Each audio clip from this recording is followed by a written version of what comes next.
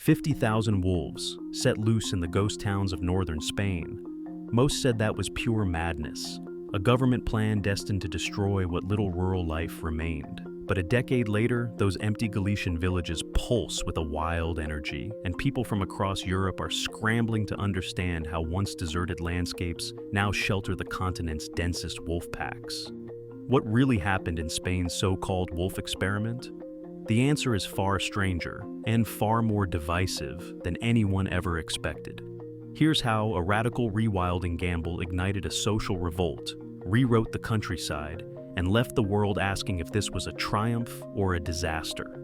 Galicia's hills and valleys, once dotted with the lights of 500,000 rural residents, emptied out over the span of 60 years. By 2010, fewer than 50,000 people remained scattered across a landscape where more than 3,000 villages had been abandoned. Stone houses stood roofless, fields grew wild, and entire valleys fell silent, save for the wind. In the midst of this demographic collapse, a radical idea took hold.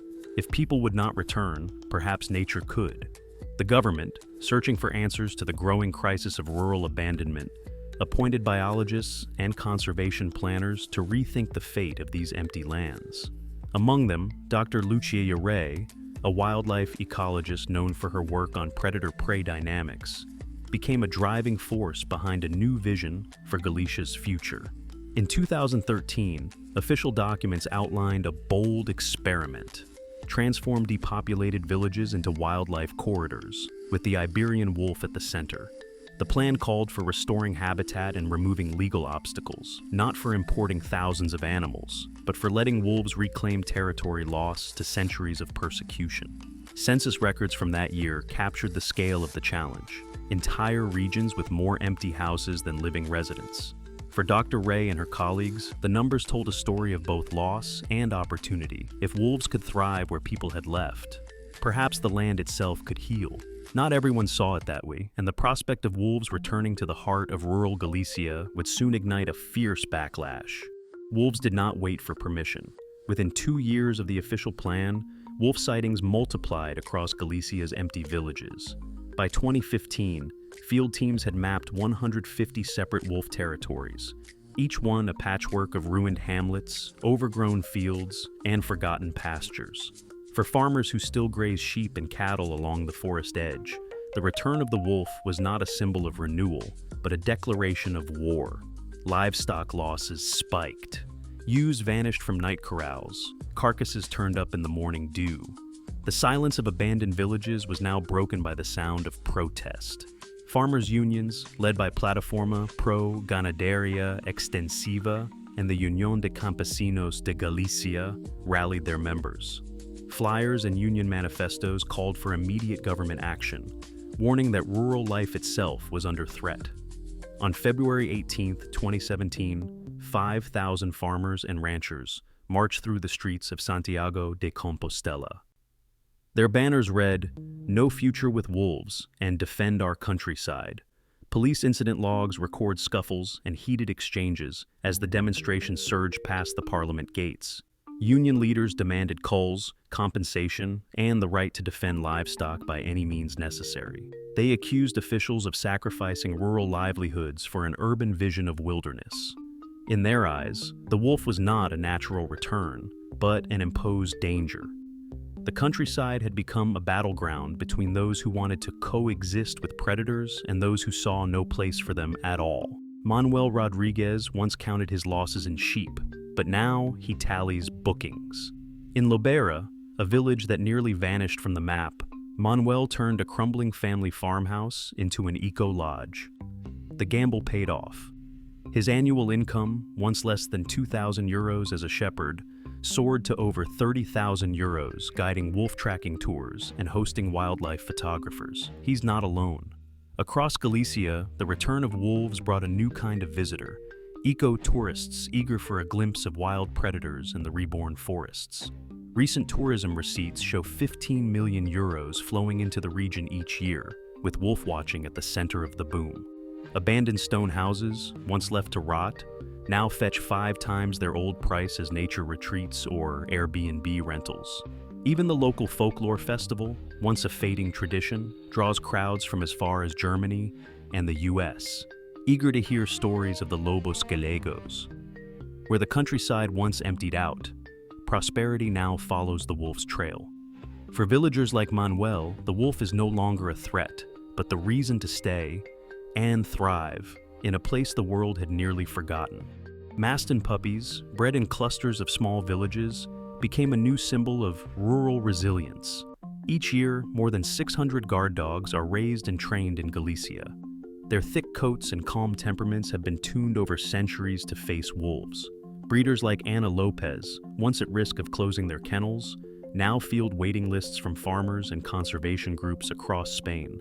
These dogs do more than guard sheep. They anchor families to land that might otherwise be abandoned, and their presence alone deters most wolf attacks before they start. Compensation programs, funded in part by national and European Union grants, cover losses with surprising speed. Insurance agents process over 1,200 claims annually, with payouts averaging €1,500 per confirmed case. The total budget for coexistence measures, dog breeding, fencing, and compensation reaches nearly €20 million each year. These policies keep small farms afloat, even as the wild edges of the countryside expand. A new generation of volunteers, many in their 20s, now monitors wolf activity and advises farmers on prevention. Their work is changing attitudes, one pasture at a time. For these young conservationists, coexistence is not a burden, but a calling. And the toolkit, dogs, fences, insurance, is proof that living with wolves is possible, even profitable, for those willing to adapt. Park rangers and field ecologists began to notice changes that went far beyond the return of a single predator. Drone flights over encores and Eau Coral captured a landscape in motion, green canopies spreading where sheep once grazed, wildflowers carpeting old fields, and the outline of abandoned villages slowly vanishing beneath new woodland. Satellite NDV data from 2013 to 23 showed a 28% rise in forest cover across core wolf territories. In places where deer and wild boar once kept saplings nibbled to stubble, young oaks and chestnuts now pushed forward. The wolves' presence altered the daily routines of their prey. Herds became smaller, more elusive, and less likely to linger in open clearings. Carcass surveys revealed a new rhythm of life and death. Fresh wolf kills drew flocks of ravens, eagles, and foxes, reviving scavenger populations that had faded with the old farming era. Rangers documented the return of rare beetles and bats, species that thrive on the leftovers of a healthy food chain. Even wildfire patterns shifted. In 20, satellite images of the Verón de Fogo blaze showed slower fire spread in areas where wolves had thinned out grazing herds, leaving less dry fuel behind. The ecosystem, once locked in decline, was now rebounding, layer by layer, species by species. In Brussels, the Galician experiment became a case study for the entire continent. EU grant officers, clipboard in hand, walked the overgrown lanes of a Fonsagrada, taking notes on everything from wolf scat to tourism receipts. Delegations from Scotland, Germany, and Poland arrived in 22 to see for themselves how rural abandonment could be turned into an ecological asset. Parliamentary minutes from that year capture the debate. Should the EU fund similar rewilding projects elsewhere, or is Galicia a one-off? Some envoys argued that strict wolf protection should be a model for the rest of Europe, while others warned of repeating rural conflict on a larger scale. In Strasbourg, the 2024 session of the European Parliament saw heated exchanges over hunting bans. Proponents pointed to Galician wolf packs as proof that coexistence and even profit was possible.